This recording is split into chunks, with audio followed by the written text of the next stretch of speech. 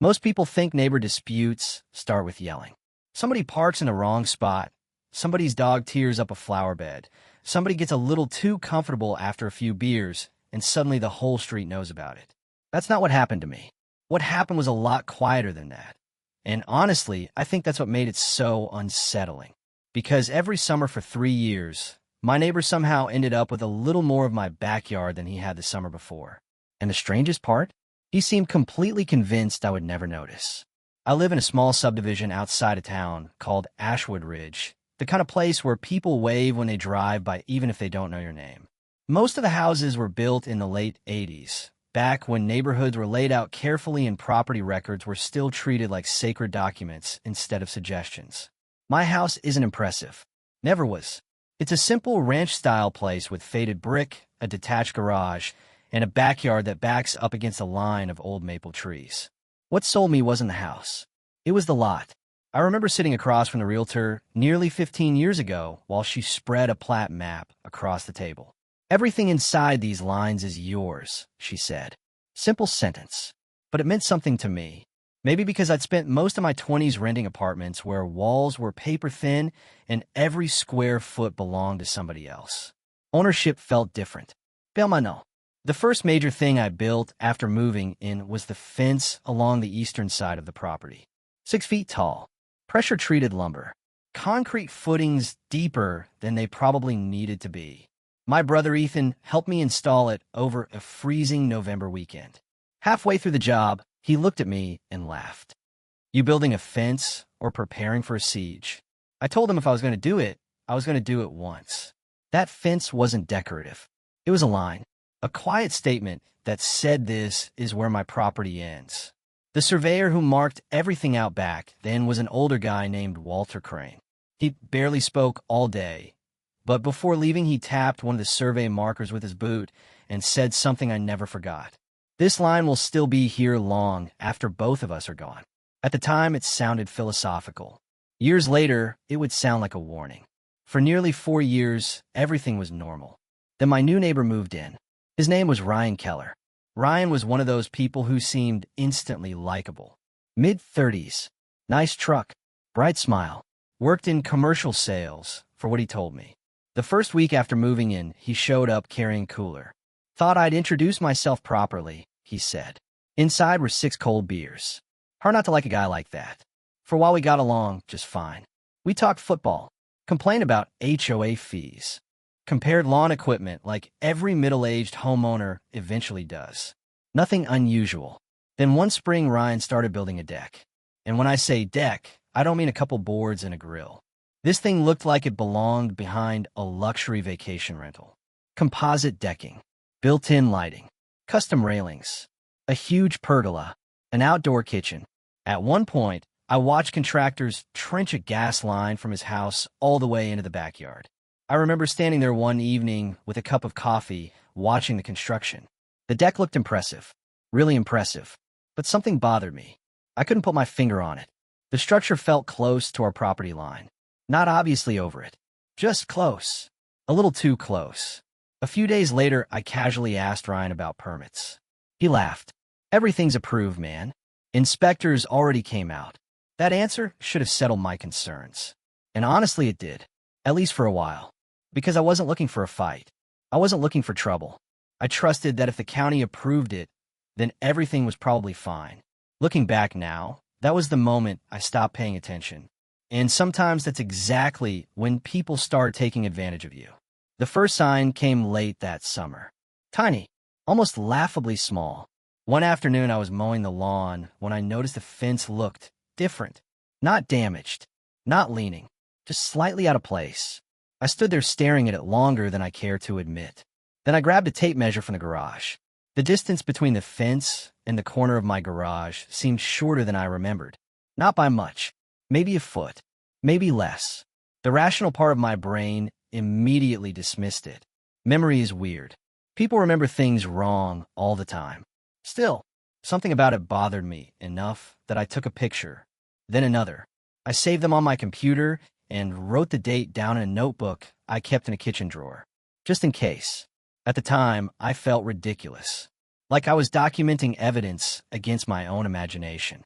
But as I stood there looking out at the backyard that evening, watching the sun disappear behind the trees, I couldn't shake the feeling that something had changed.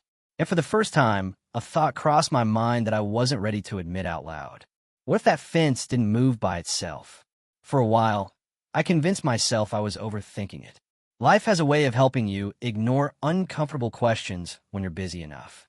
Work picked up, my daughter Emily got engaged, my weekends filled up with errands and family visits, and before I knew it, fall turned into winter and winter disappeared beneath spring rain. Then summer came back, and so did the feeling. I had been away for 3 days, attending a conference in Nashville. Nothing exciting, just endless presentations, bad coffee, and conversations that felt important at the time and completely forgettable afterward. By the time I got home, all I wanted was to sit in my backyard with a cold drink and enjoy a quiet evening. Instead, I walked outside and immediately froze. The fence looked wrong again.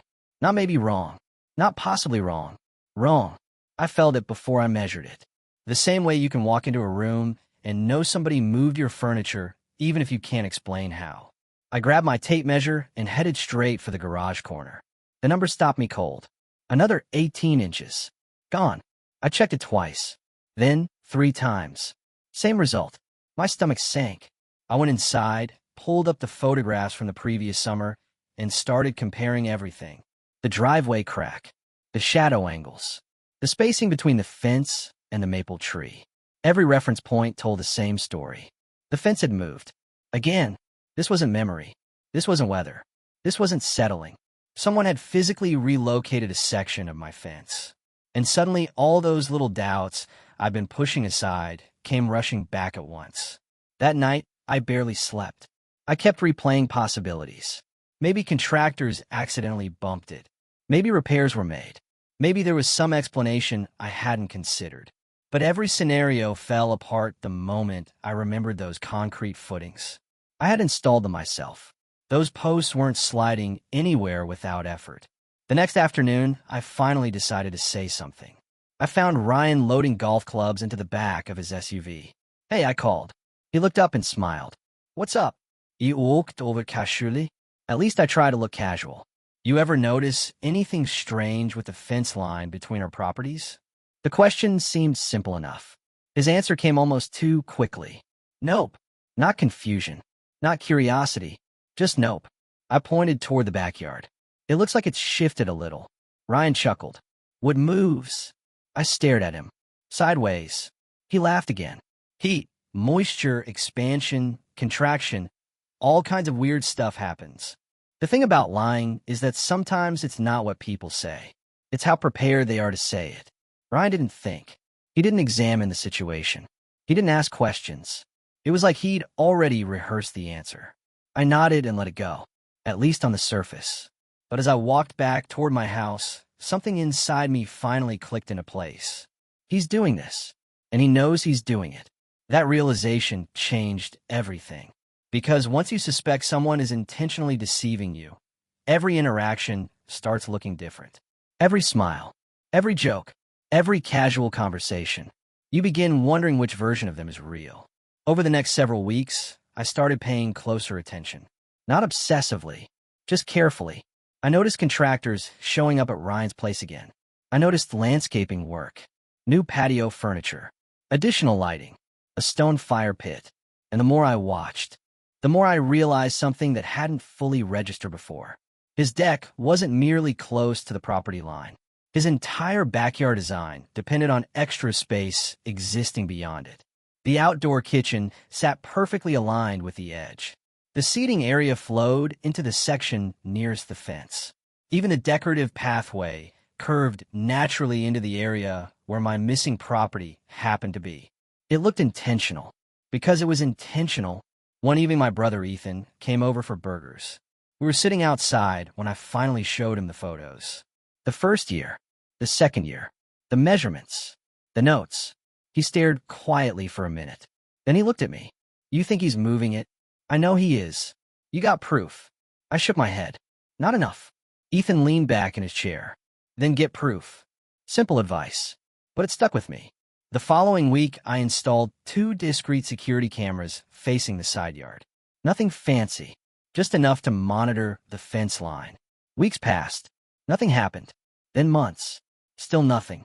Part of me started wondering if maybe he'd noticed my attention and backed off. Maybe the problem had solved itself. Maybe the fence wouldn't move again. Then winter arrived. Snow covered everything. The property line vanished beneath white drifts. For a few months, the conflict disappeared from sight. But not from my mind, because by then I understood something important. If Ryan had moved the fence twice already, it wasn't about the fence. It was about what the fence was hiding. And that thought kept nagging at me. What exactly was he trying to cover up? The answer came unexpectedly the following spring.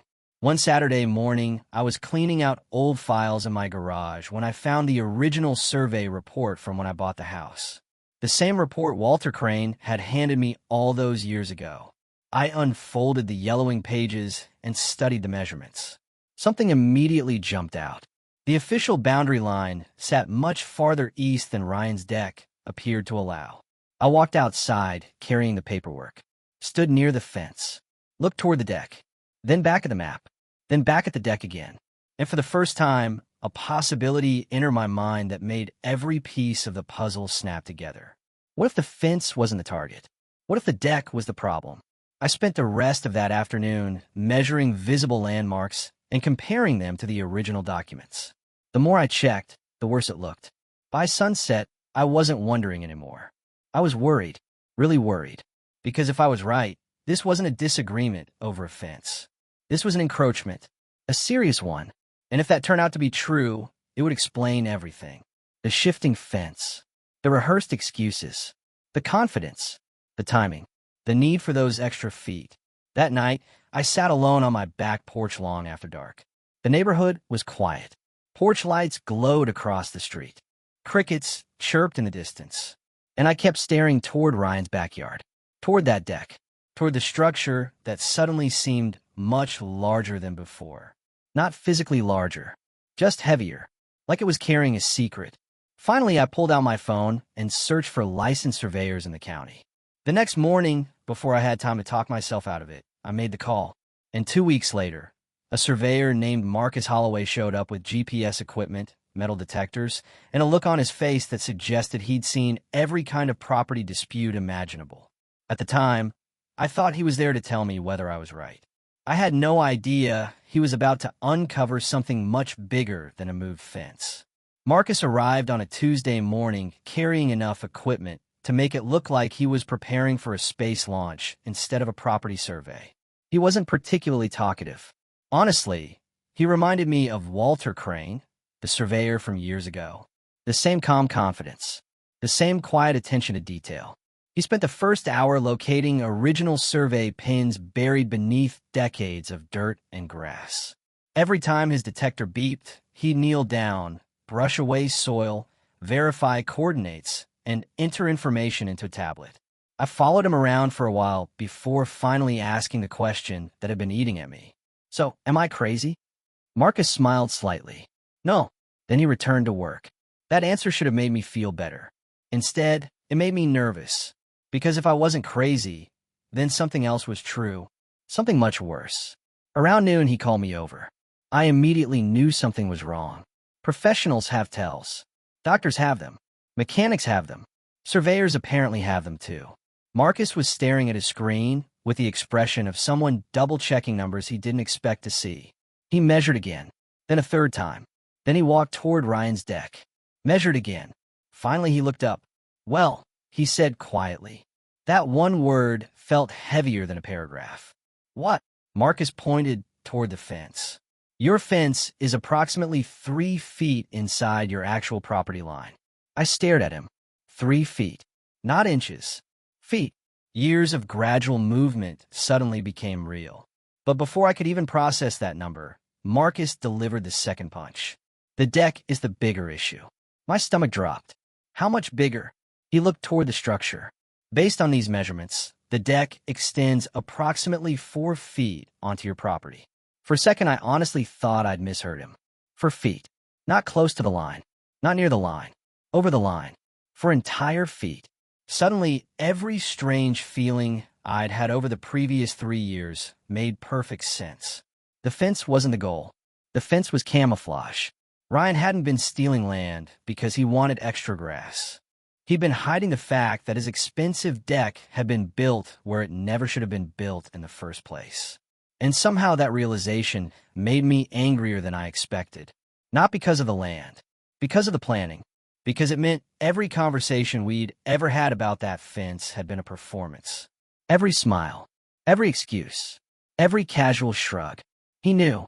The entire time he knew. Marcus completed the report 2 days later. Stamped, certified, detailed, undeniable. I printed the entire package and drove directly to the county building department.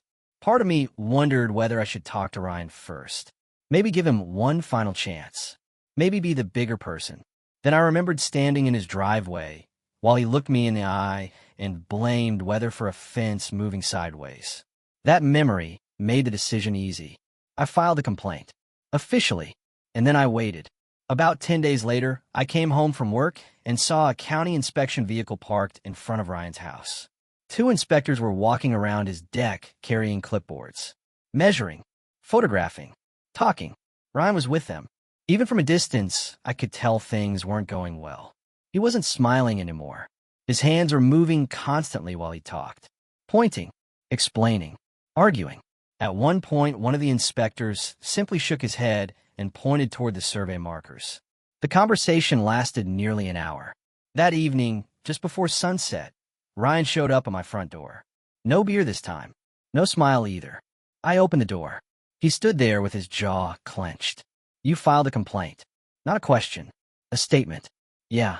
His eyes narrowed. You could have talked to me. I actually laughed. Not because it was funny. Because I couldn't believe he was saying it. I'd have talked to you. When? Twice. Silence. I continued. You told me with moves. His face tightened. For a moment, neither of us said anything. Then he tried another angle. The survey's wrong. I shrugged. The county doesn't seem to think so. That hit harder than he expected. He looked away, then back at me. You have any idea what that deck cost? There it was. Not an apology. Not an explanation. Money. I nodded. A lot, probably. Almost 50,000. The number hung in the air. Then he said something that surprised me. Not because it was shocking. Because it was honest. For the first time in years. They might make me tear it down. I looked past him toward the backyard. Toward the giant structure that had caused all of this. Then I said the only thing that felt true. They're not making you tear it down because of me. He frowned. What does that mean? It means they're making you tear it down because you built it on somebody else's property. That ended the conversation. He knew it. I knew it. There wasn't anything left to argue about. The violation notice arrived the following week. Ryan appealed. Lost. Tried again. Lost again. Eventually reality did what reality always does. It won. About a month later, I woke up to the sound of power tools. I stepped onto my back porch, carrying a cup of coffee, and saw a demolition crew dismantling the deck. The pergola came down first, then the railings, then sections of flooring, board by board, piece by piece. For hours, I watched years of deception being taken apart with impact drivers and pry bars. The strange thing was that I didn't feel victorious, at least not the way I thought I would. Mostly I felt relieved. Relieved that the uncertainty was over. Relieved that I wasn't imagining things. Relieved that facts still mattered. Around lunchtime, I noticed Ryan standing alone near the remaining section of the deck. Watching. Silent. At one point he glanced toward me. For a second our eyes met. Neither of us waved. Neither of us spoke. There was nothing left to say. A week later, I hired a contractor to move the fence back to its proper location. Not where Ryan wanted it. Not where compromise suggested it should be. Exactly where the survey markers said it belonged. To the inch. The first evening after everything was finished, I sat in my backyard and looked across the restored property line. The space felt different. Not larger. Just honest. Like something had finally been returned to its proper place. Ryan still lives next door. We don't talk. Probably never will. Some people hear this story and say I should have handled it differently. They say neighbors should work things out privately. They say involving the county was too extreme. Maybe they're right. But here's the question I keep coming back to. If someone takes a foot of your property and you let it go, what happens when they take another foot? And another? At what point does being reasonable become being a pushover? I honestly don't know. What I do know is this. Property lines aren't really about land. They're about boundaries. And once people learn they can move your boundaries without consequences, they usually don't stop moving them. But maybe you see it differently. Maybe you think I should have given Ryan another chance before filing that complaint. Or maybe you think I waited too long. So tell me this. If you were in my position, what would you have done? Would you have gone straight to the county? Would you have confronted him one last time? Or would you have let it go and kept the peace? Drop your thoughts in the comments, because I'm genuinely curious where people draw that line.